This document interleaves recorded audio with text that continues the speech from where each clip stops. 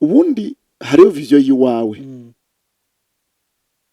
gukora icyo Imana yakuremeye ariko izakubwira ko ikintu ufite ari Imana yakiguhaye ntigihinduka icyawe ugiha abandi bantu. Nshaka kuvuga iki? Nshaka kuvuga ikintu cya mbere kibaho mu buzima ni ukuvuga ngo naratakaje igihe cyangwa se ntacyo nkimaze. Naho usigaje amasaha, muri ayo masaha urashobora gukora ikintu abantu bazovuka nyuma y'imyaka 50 bakazoma ngo iki kintu ni naka wagikoze, ni naka wagitangije. Mu yandi majambo igikomeye si ukwicuza kuvuga ngo naratakaje igihe, ahubwo igikomeje no kuvuga ngo iki gihe nico gihe canje, uyu munsi n'uwaje. Ndakunda ijambo Mose yavuze muri Zaburi avuga ngo Mana ngo unyigishe guharura iminsi yanje, ngo menye uko ntonga umutima ubwenge. Nukuvuga iki? Nukumenya ngo guharura iminsi, kumenya uyu munsi n'uwanje, iyi saha ni yanje, uku kwezi n'ukwanje. Kwari ukwanje rero ndakwiye kugira ikintu nkora siga nkoze ejo kizahinduka icibutso. Ejo abandi bantu bazovuga ngo hariho abantu bakoze ibi, hariho abantu bageze aha, hariho abantu batunganije aha. Rero ngomba kubwira umuntu yibaza ngo narataye umwanya cyangwa ntibigishoboka cyangwa narakereje. Gukereza ni ukutamenya icyo ubereyeho, ariko iyo umenya umwanya, umenya uti ndamenye neza icyo nitezwe ko nicyo mpamagariweho, haba hageze ko ibintu bihinduka kandi hakaba hageze ko Imana igukoresha. Reka mbwira abakunzi ba Bashano ya New Legacy, ndakubwire ngo nturi accident mu maso y'Imana, nturi igihamana, uri inzozi z'Imana, uri dream y'Imana. Hanyuma iyo dream yarabaye realize, uriho kandi uriho kubwo gukora ikintu kanaka. Hariho vision Imana yagushiriyemo. Icyo nakwifuriza, fata umwanya wo kuronda ngo ndiho kubera iki, Imana yanshiriyeho iki, nitezwe ku iki. Ikibazo cya kabiri, ko ndagikora gute? Ese no gikorana nabande? Ko ndakora icyo abandi bariko barakora, ko ndigana abandi canke ko ndakora ikintu kinjana kuri ya ntumbero. Umunezero wo kuba mu isi so kubaho, no kubaho uhaye ukora icyo washiriweho kandi uhaye ugikora mu buryo Imana ishaka kandi uhaye ugikorana n'abo Imana ishaka. Mwaramutse cyangwa mwiriwe abakunzi ba New Legacy TV, turabaramukije cyane selo naho umuntu aherereye. Uno munsi ni umunsi udasanzwe, ni umunsi w'umunezero. Twongeye kandi kugaruka kujya twababwiye ko tubafitiye byinshi. Twongeye kandi kugaruka n'amakuru mashasha n'inyigisho zishasha, so mudukurikirane. Hanyuma reka mbwire abantu baba batameze neza, mbabwire uko Imana ihari kugira ibagirire neza, mugende neza.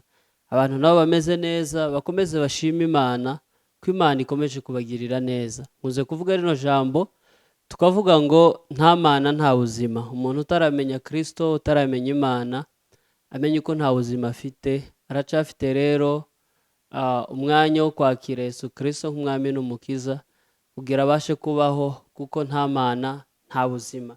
Tabicishije amajambo, murabona kuri kamera dufite umutumirwa uri special cyane.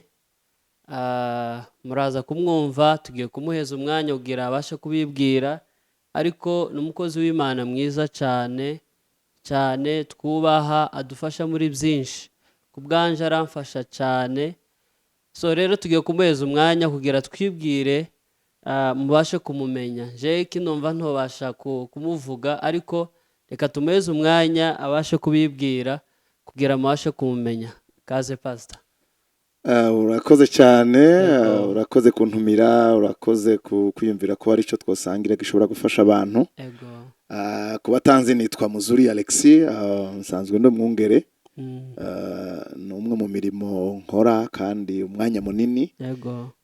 Nkaba nsanzwe ndo mwungeri mu ishengero rya Shama Temple Fellowship, ariko umwanya munini ndawumara muri paruwasi ya Ngagara, aho ndi dwaye w'iyo paruwasi. Uretse ko rimwe na rimwe mba ndiko ndagenda gufasha izindi paruwasi aho ziri, nkaba nkora n'igikorwa cyo kuba missionnaire kure yaha. Rimwe na rimwe arabona hakunda korera mission muri Namibia, niyo mba ndo umwanya munini iyo ntari ngaha niyo mba ndi. Ego rero mwakoze kudutumira. Sawa, murakoze cyane pastor, murakoze cyane. Numva mwamwumvishije, ni umukozi w'Imana, Imana ihagurukije muri kino gihe, afite ibikorwa bitandukanye byo gukorera Imana. So turakwakiriye cyane kuri New Legacy TV show. Ni umunezero kugira kubana namwe, ni umugisha. Imana ibahe umugisha. Amen. Hanyuma uno munsi wa none dufite isomo rikomeye. Ubushize twari dufite amatestimony cyangwa intahe, ariko uno munsi tugarutse dufite isomo rikomeye. Isomo ryacu ngiye kurivuga mu ndimi zibiri kugira mubashe kuryumva. Twaravuze ko turi muri East Africa, izi ndimi kenshi abantu benshi baragumva. Hanyuma topic yacu y'uyu munsi iravuga kuri vision and dream. Mu Kirundi turashaka kuvuga imbona kazoza n'inzozi. Imbona kazoza n'inzozi, vision and dream. Kuko twaje gusanga abantu benshi bafite iki kibazo. Niyo mpamvu twatumiye umupasiteri kugira abashe kudusobanurira kino kintu, abantu babashe kucumva, bagira ico bizeho kibashe kubafasha mu buzima bwabo. So pastor, turakwakiriye cyane. Icyambere dushaka udusobanurire ico bita imbona kazoza ariyo vision, hanyuma ngiro kandi udusobanurire ariyo dream cyangwe mu Kirundi ico twise inzozi z'umuntu. Kaze bashe kubidusobanurira. Urakoze cyane. Aya n'amajambo yoroshe kandi agoye, ko n'amajambo muri kino gihe avugwa cyane kandi avugwa ku buryo butandukanye, kandi abantu bayaha insobanuro zitandukanye.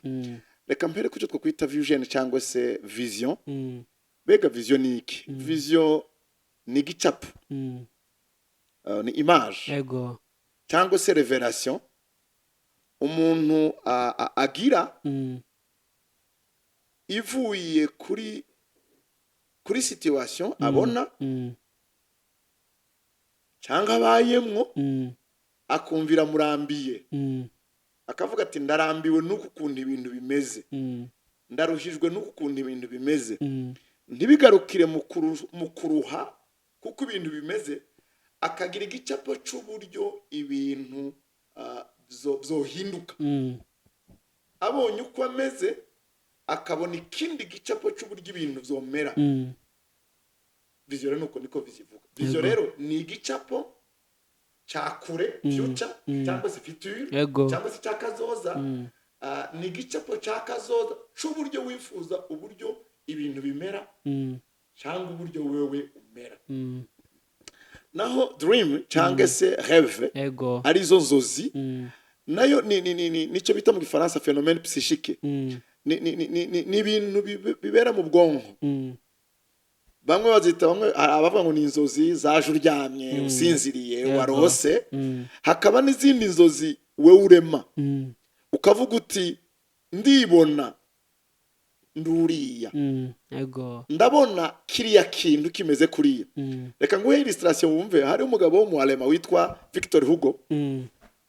Yari umugabo yari afite vision yo kubona ibihugu zo muri Europe bihinduka igihugu kimwe, bigasangira ifaranga, bigasangira, akabona icyo twita circulation libre. Hanyuma aratangira arabibona, iyo bayita inspiration. Aragira inspiration, aragira vision, kuko dream ni gicapo mu mutwe. Cya gicapo iba ari nka inspiration, kikaza mu cyo twokwita, kimaze kuba kinini kikaza mu cyo twita creativity. Cya gicapo cyakobaye mutu karema, nawe abona ibihugu by'Uburayi byabaye igihugu kimwe, hanyuma byihugije. Yarakibona muri le 21 août 1849 hari abacyo twita Congrès international de la paix mu Faransa. Arahagara mu nama nini yahuje ibihugu, aravuga aprononce icyo twita discours d'espoir, dream yiwe, inzozi ziwe. Aravuga ni station yavuze ngo umunsi umwe ndabona Ubufaransa ndabona Europe yahindutse igihugu kimwe, yahindutse continent imwe. Ngwaho abantu ngo ubudasa bwabo icyo twita karite distinct n'ubwiza bwabo buhinduka ubwo muntu. Hanyuma aravuga ngo ndabona ko abantu bose begeranye. Yerwe prononce muri le 28 uyumvira iki kintu le 21 août 1849 yego muri Congrès International. Urabona uyu munsi wa none zijya nzozi zarahindutse reality. Naho rero bitandukanye, aho rero bitandukaniye ni ikintu kigora abantu gutandukanya dream na vision. Yego cyane. Rêve na vision. Ubundi rêve izari igicapo, izari ishusho, izari image iri mu mutwe w'umuntu. Hanyuma ihinduka vision ryari, ihinduka vision mu giki umuntu yakirafinye yayitransforme, igahinduka intention, iciyumviro cy'umuntu. Hanyuma igahinduka in reality. Imaze guhinduka in reality rero ikintu gitekenike haca haza ikintu cyitwa igicapo cy'umuntu ariko araje. Ubundi rêve cyangwa dream harahiba emotionally, emotion cyangwa se image spontanée, ikintu kije directement. Ariko vision nayo ikihindukira igahinduka igicapo kiri real, ushobora no kwandika. Ariko ikiri dream kiwandika, urabona imaze guhinduka vision urandika ukavuga uti ndabona iki, ndabona kino cy'abana. Niho umuntu atangura gutegura rero ikintu ko kimeze. Reka nguhe akarero muri Bibiliya niho abantu benshi bavyumva. Hari icyo Yosefu yagize inzozi, dream, abona yabaye umuntu ukomeye. Ikibazo cya Yosefu rero yabonye dream ariko ntiyayirafina guhinduke vision. Naho Imana yari yateguye ko bigenda kuri yavyagenze, ariko urabona ko byahatswe kuba avorte cyane. Kubera iki? Kubera ko dream yarayibonye, arabona image yakomeye, ntiyayitegura, arayipartage. Abo yayisangije nabo ntibahinduka abantu bamufata kuyirafina guhinduke vision, batangura kugira ishari umugwanya. Moise yaragize vision, abona situation barimwo, baravuga ati no, ndarambiwe no kubona Abisirayeli bariko baragira gute, bariko baratotezwa, bariko baricwa, bariko baragirwa nabi. Akoresha imirimo y'agahato. Nawe ngo amarya ijya vision ntiyahita agira vision, abona iwe ashiramo ingufu zo gutangura kurwana kungene ibintu yogira gute yobihindura. Mu nyuma we yaje kugirirwa ubuntu, Imana imufasha ukungene sa vision, la vision divine yaronse iba concretize. Iramubwira uti nije naguhamagaye.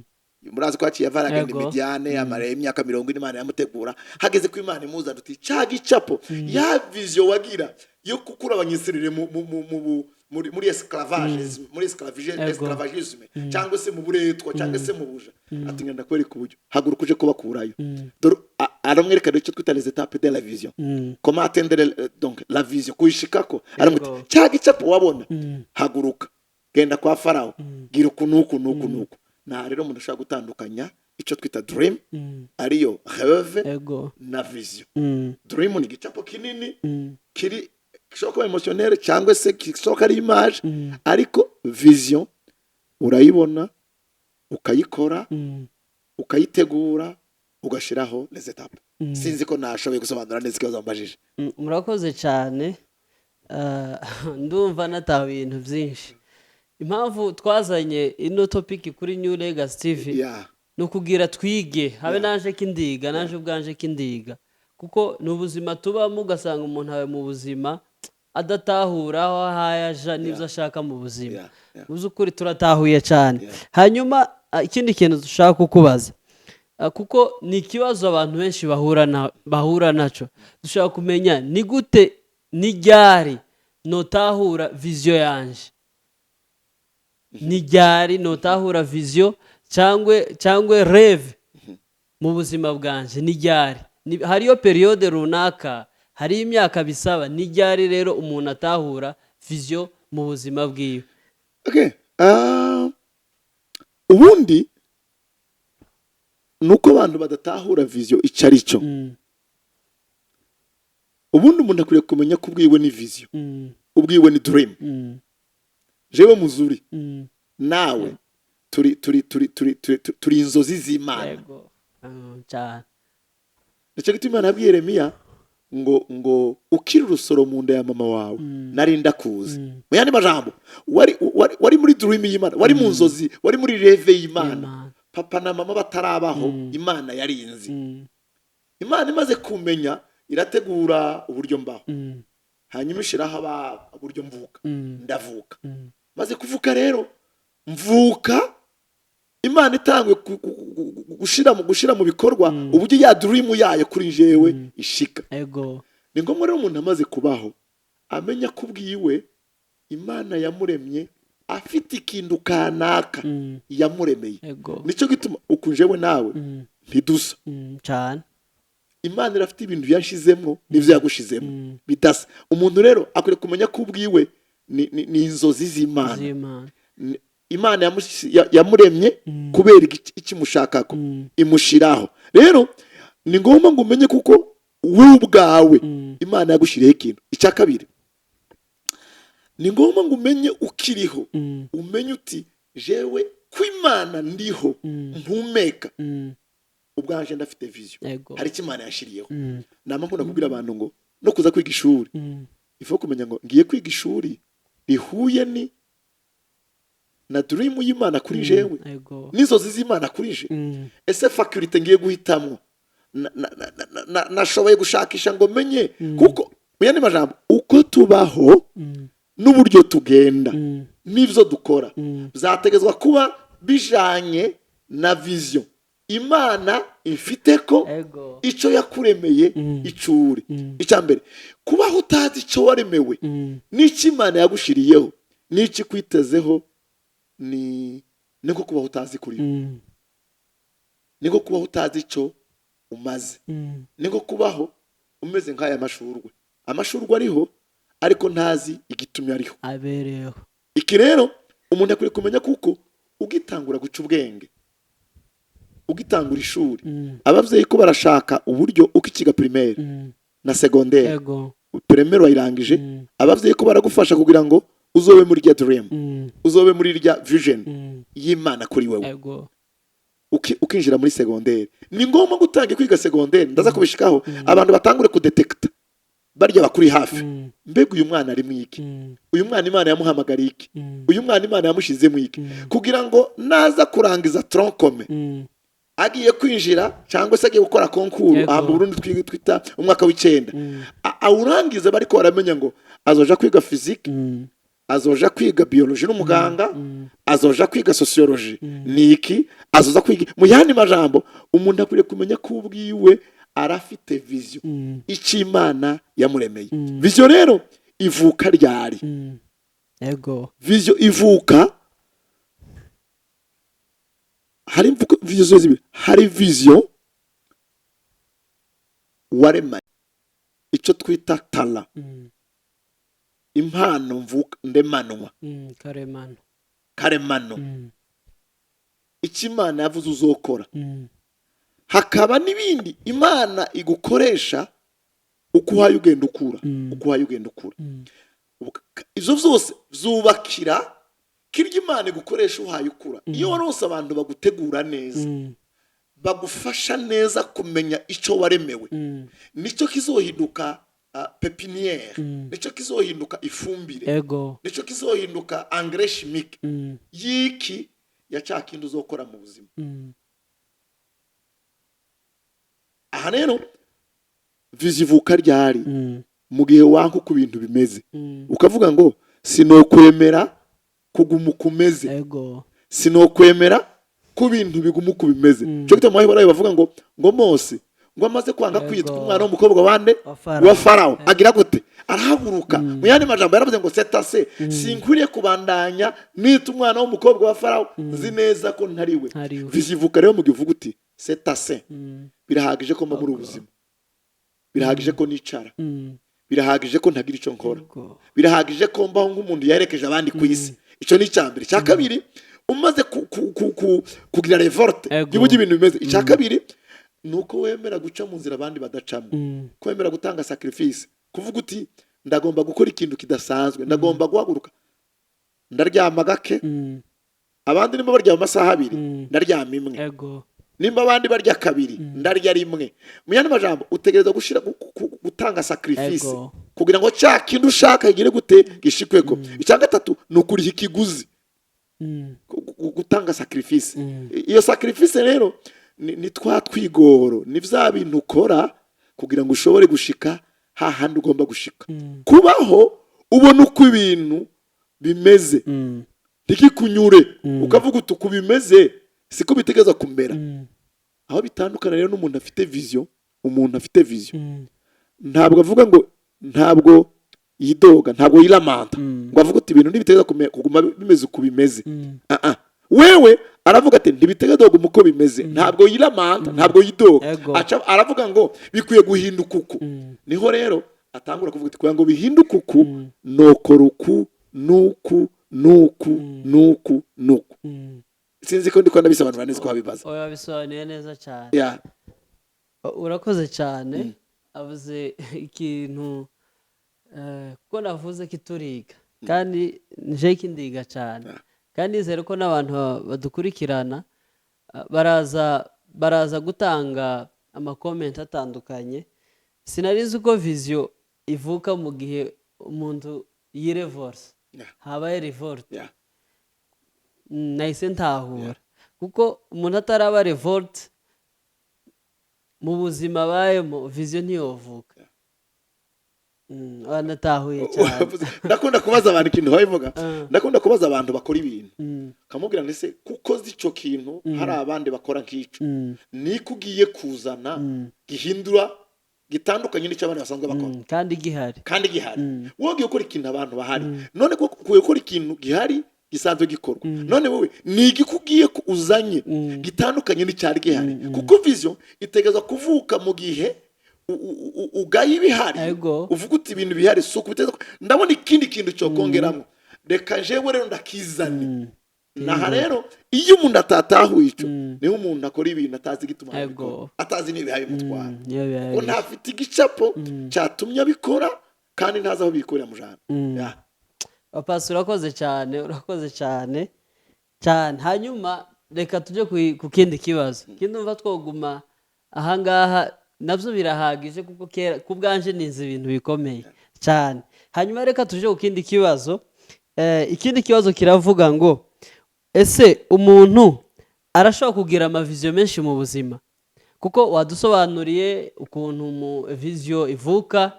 Ikindi kintu dushaka nyine kumenya, umuntu ashobora kugira amaviziyo menshi mu buzima, kirashoboka?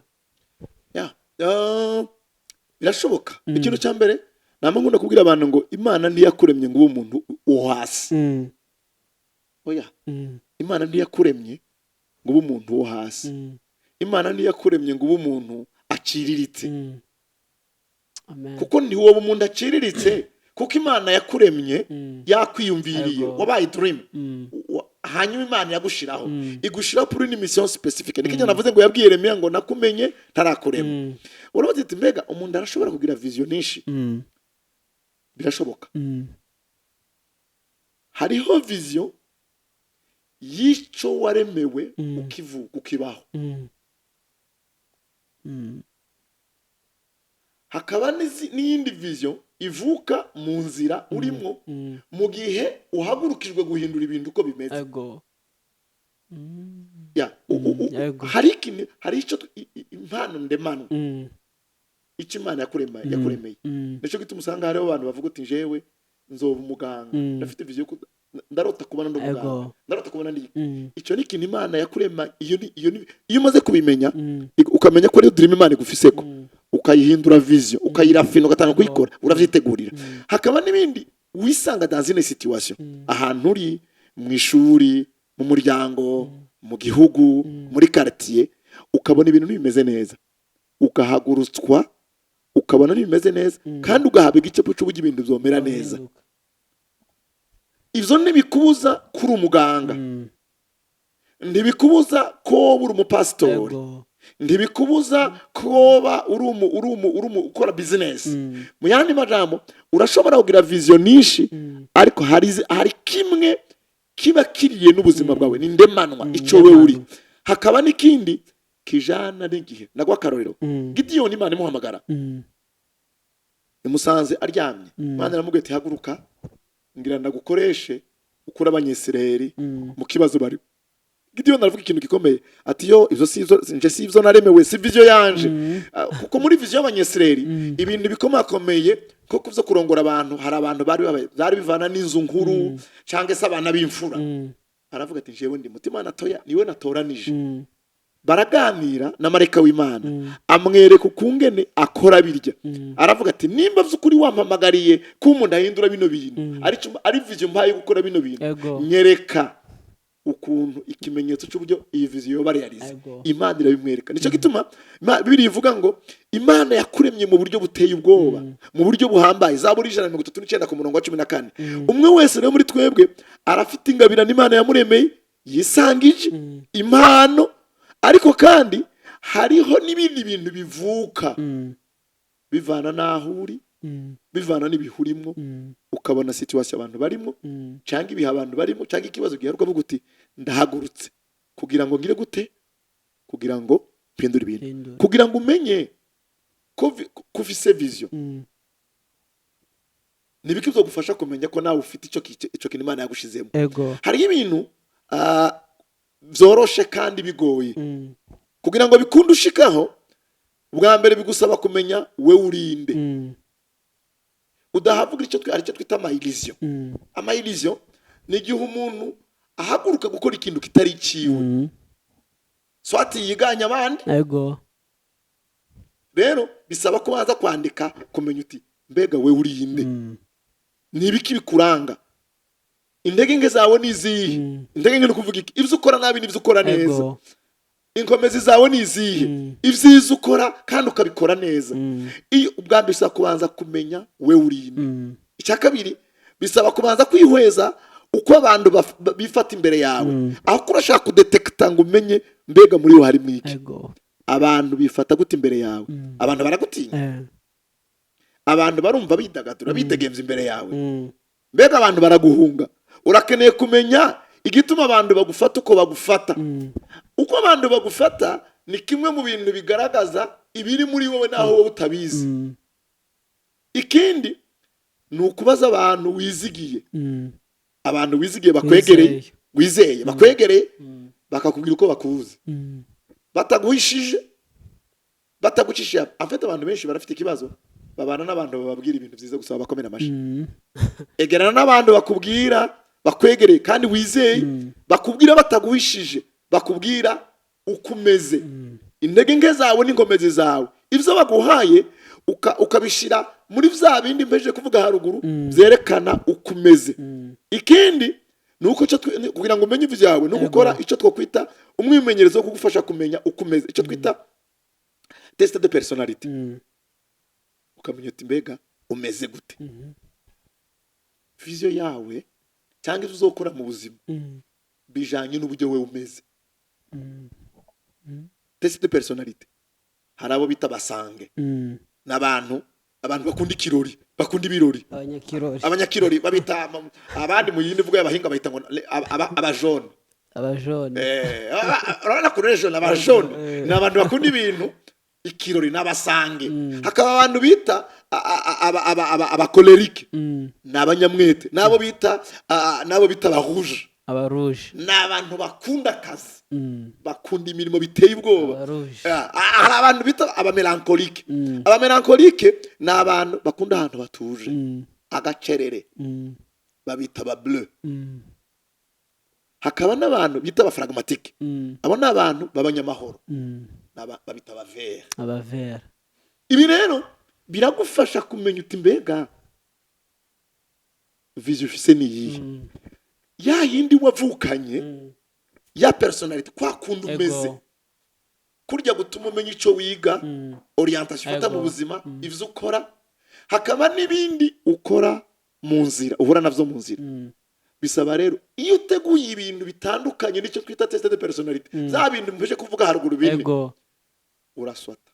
Cyo gituma usanga umuntu n'umukinyi w'umupira ariko agiye ko murongozi,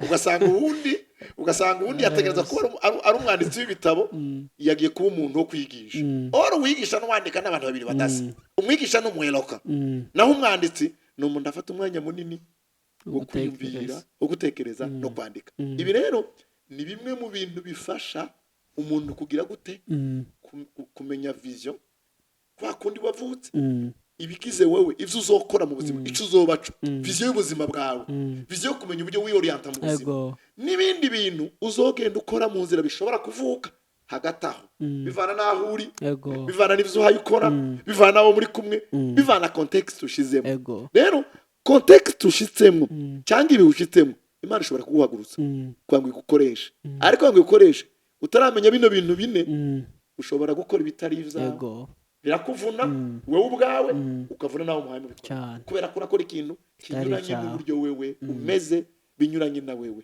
aho rero niyo ugiye kugira mu nteguro utegura ibitari sinzi ko ndiko ndabisobanura neza bisobanuye neza cyane kandi kandi turumvishije impamvu umuntu birashoboka ko umuntu ashobora kugira amaviziyo menshi wabisobanuye ariko hariho abantu benshi abajene benshi usibye gusa n'abajene n'abandi bantu bakuru usanga bazi ko mu buzima ari ukugira viziyo imwe akumva mbaye kuko abo bantu benshi duhura nabo bakavuga ngo nje nahamagare kuba pasiteri gusa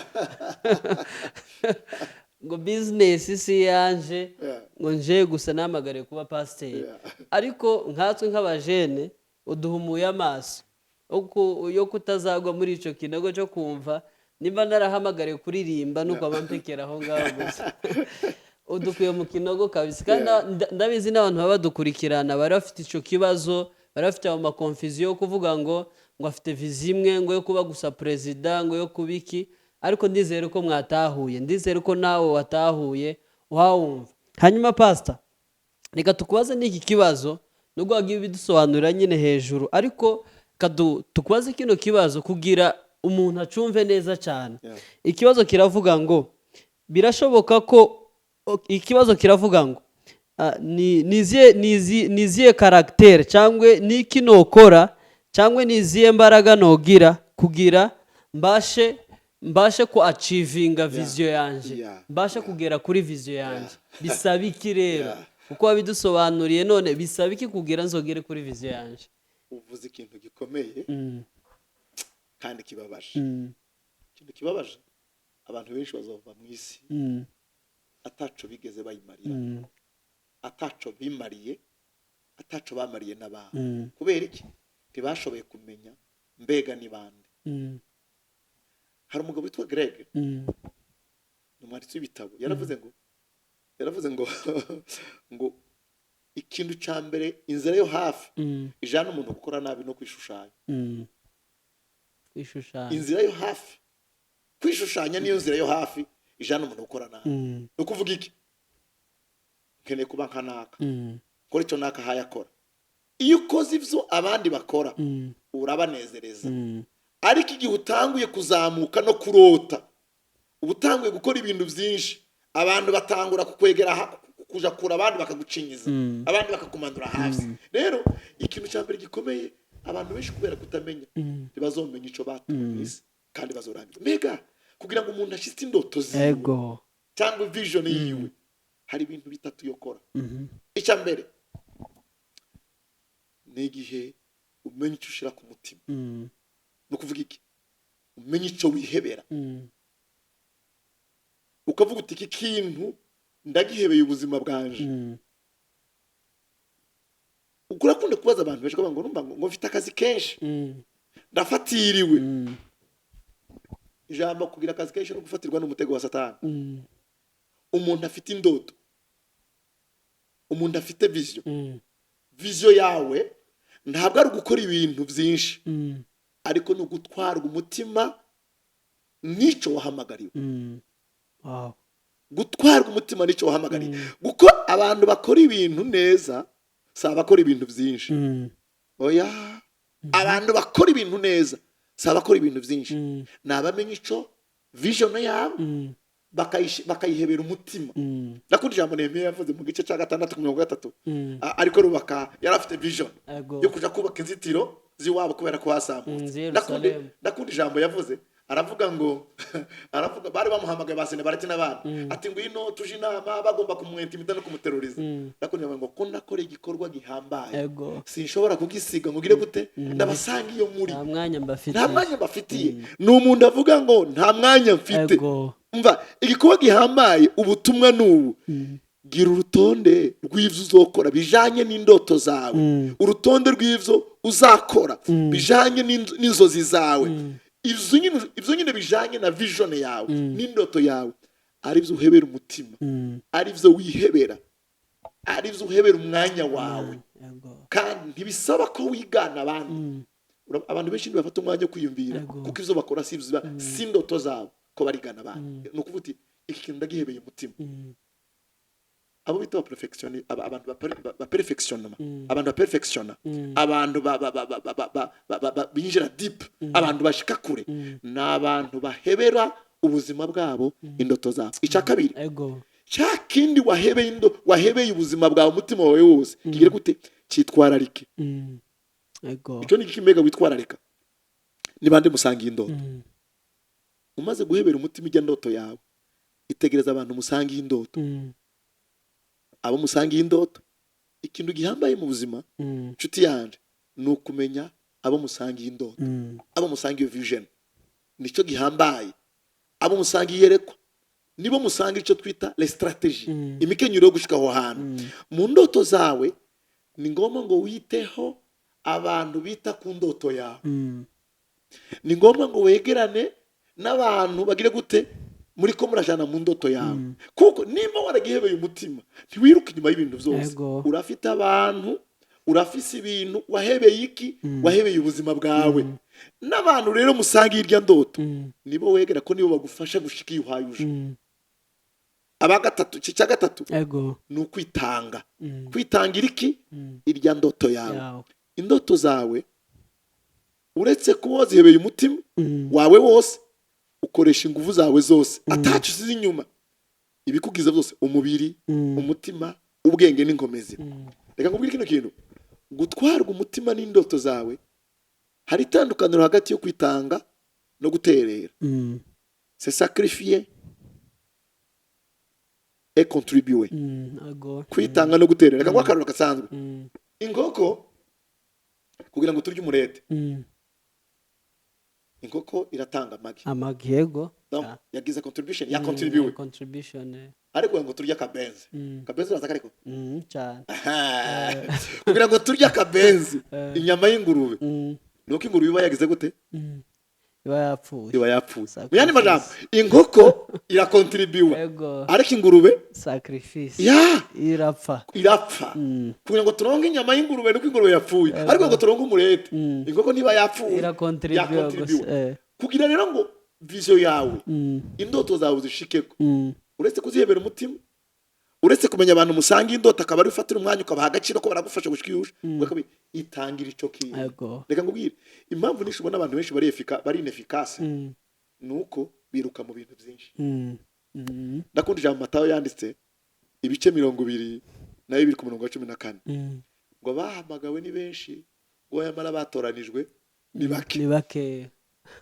Naje no rigenda gutyo benshi baraterera ariko si bose bitanga. Aho risubiremo abantu benshi baraterera mu bintu byose barimo ariko ntibitanga. Niyo mpamvu ubona ibintu byinshi abantu bakora bitagira umusaruro. Ukabwira abantu ngo none ko mwateguye iki, ese nyuma yacu mwiteze iki? Kubuno kubaza tese kino nyuma y'ikiganiro biteze iki? Ese umuntu ko yateguye igiterane nyuma y'igiterane yiteze iki? Ese ntakoze igiterane ko abandi babikora si afishe nk'izindi yiteze iki? Resultat yiteze nyuma y'iki ndakoze niki kubera iki? Si ikintu yahebeye umwanya, si ikintu yagize gute, si ikintu yitanzemo, kandi si ikintu yegeranye n'abantu ngo bamufashe. Mbega ni bande bantu musangiye iki? Rero abantu benshi bakora ibintu pour imiter nta vision bagira, ariko ibi ni ibintu bitatu bishobora gutuma mushika ku mbono zawe. uravuga uti nagitangiye umwanya narahevye ibindi. Niyo mpamvu vision yawe ntituyikubaza, turayikubonamo. Umve kano kantu, vision yawe si ico ukora, nico uhindukaco, n'ubuzima. Mu yandi majambo umuntu akubonye aravuga ati uyu muntu n'uyu. Nimba vision yawe ari icayi, tuzoguma tugusanga muri restaurant kunywa icayi. Nimba vision yawe ari umupira, ntituzokubaza umunsi tugusanga wambaye mayo uri muri tele. Nimba vision yawe ari ukuririmba, ntitukubaza ngo vision yawe ni ukuririmba. Iyo tubona uko ungena uririmba, tumenya ko ari ivyo. Nimba wowe uri uyu, mu yandi majambo uko ubikora vyerekana ko ari ivyaha cyangwa vyerekana ko uri kurigana abantu. Ni impamvu ubona abantu benshi rero batagira gute, badashika kuri vision yawe. Murakoze cyane. Murakoze cyane. Bisobanuye neza cyane. Tumenye impamvu tuvunika mu buzima. Turazimenye kabisa kuko wabisobanuye neza cyane. Kugira vision no kuzigera ni ibintu bibiri bitandukanye, kandi wabisobanuye neza cyane, nta mpamvu yo kubisubiramo. Hanyuma reka nkubaze bino bibazo bibiri, ngiye nko kubikombina. Ni ibibazo bibiri ariko ni nk'ikibazo kimwe. Ikibazo cya mbere kiravuga ngo ese hariho abantu batagira vision mu buzima bwabo? Cyo ni ikibazo kimwe. Icya kabiri naco kiravuga ngo niki wobwira ku bantu batekereza ko uko ata vision bagira mu buzima? Nta muntu atagira vision, kuko utagira vision ntiyaremwe. No kubaza uriho ute niwo baza umuntu ngo ese ariho kandi hayimubona. Umuntu wese waremwe, nicyo jambo rivuga ngo twaremwe mu shusho y'Imana. Suko amazuru yacu n'iminwa n'akayobe no kwirabura dusa n'Imana, n'umutima w'Imana. Mu yandi majambo umuntu wese arafite vision. Rero iyo umuntu akubwira ngo nta vision afite, nuko afite kuba ari kutamenya. Ariko umuntu wese arafite icyo Imana yamuremeye, icyo Imana yamushizeho. Ikibazo abantu benshi bagira, bameze nk'imperekeza, bameze nk'abaherekeje abandi. Ariko iki ni ikintu gikomeye. Ni ngombwa ko umuntu wese amenya ngo hari icyo Imana yandemeye. Niwashaka kumenya icyo Imana yakuremeye, subira harya haruguru umenye uti jewe ndinde physique. Ikindi warumajije utese niki twobwira umuntu yibaza ko atagira vision.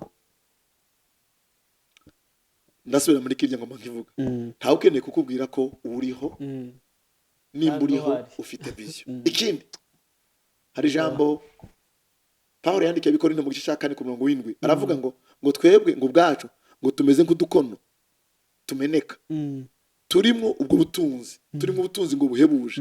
Nico cerekana ko hari ubushobozi bw'Imana buhambaye buri muri twe. Hari ubushobozi bw'Imana buri muri twe. Hari icyo Imana yashyize muri twe. Reka mbwira umuntu wese ngo urafite vision. Pawulo yandikira Timotheo aravuga ngo mu nzu nini ngo habamo ibikoresho bitandukanye. Niko umuntu wese mu rugo rwawe, mu muryango wawe, mu ishengero ryawe, mu gihugu cyawe yakuremeye. Kandi ikintu gitangaje, icyo Imana yakuremeye uragifise. Ni ngombwa gushakishe kukimenya. Nomba nubwira umuntu wese ngo shakisha kumenya icyo waremeye kiriho. Hari abantu bibaza ko nitwashika mu ijuru tuzobazwa ivyaha twakoze. Ntituzobazwa gusa ivyaha twakoze, kuko ivyaha twakoze nimba warize Kristo nk'uwamene ukuza mu bugingo bwawe, urubanza rw'ivyaha nutakomeza vyinjiramo, Imana yabigukijije. Ariko Imana izakubaza icyo wamaze. Icyo wamaze.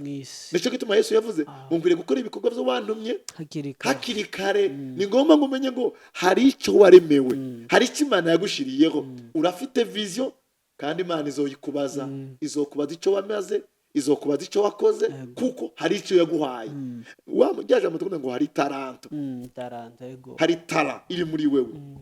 Imana izokubaza kuko urafite vision.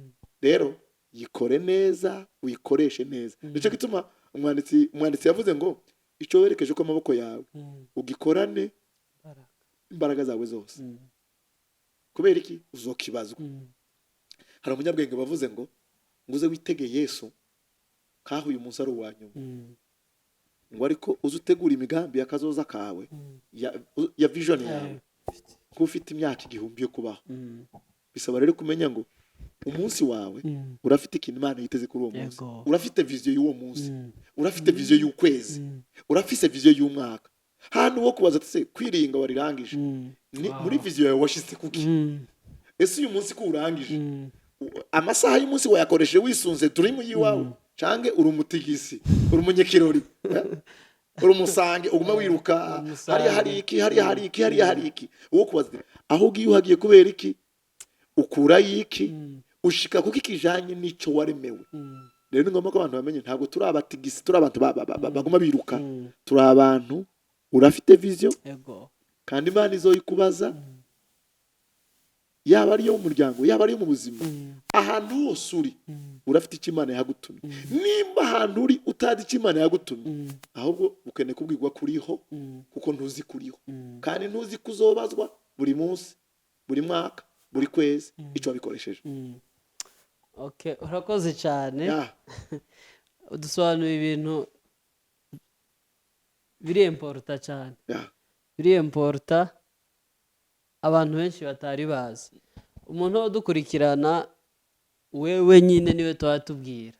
Wewe wari uzi ko udafite vision, menye ko vision urayifite. Impamvu zuko ntayifite wabaye umunebwe wo gutekereza. Wabaye umunebwe wo gutekereza ariko vision urayifite. Fata umwanya utekereze, hanyuma numara gutekereza ushire mu bikorwa vision Imana kuko Imana yakuremye igufitiye vision. Niyo mpamvu rero imbaraga wowe uha utakaza ubu nyine mu ijuru Imana izozikubaza. Pastor arakoze cyane yabisobanuye neza, nta mpamvu yo kubisubiramwo kuko wumvishije. Hanyuma tugana ku musozo Pastor. Kuko ibyo twize ni byinshi twobishira mu ngiro twogera kure. Hanyuma tugera ku musozo twashaka kubaza kino kibazo. Na yahe majambo cyangwa ijambo wobwira umuntu cyangwa abantu batekereza uko umwanya umaze kubasiga batobasha gushika ku ntumbero y'amaviziyo yabo. Ibo bamaze kwitahura ko umwanya waransize nta mwanya ngifise wo kugira mbashe gufulfillinga vision nari mfite. Niki wo babwira kugira babashe kumenya ko wenda bagifite umwanya? Ego. Nobwira umuntu afite icyo kibazo ubundi hariyo vision yiwawe gukora icyo Imana yakuremeye ariko izakubwira ko ikintu ufite ari Imana yakiguhaye ntigihinduka icyawe ugiha abandi bantu. Nshaka kuvuga iki? Nshaka kuvuga ikintu cya mbere kibaho mu buzima no kuvuga ngo naratakaje igihe cyangwa se ntacyo nkimaze.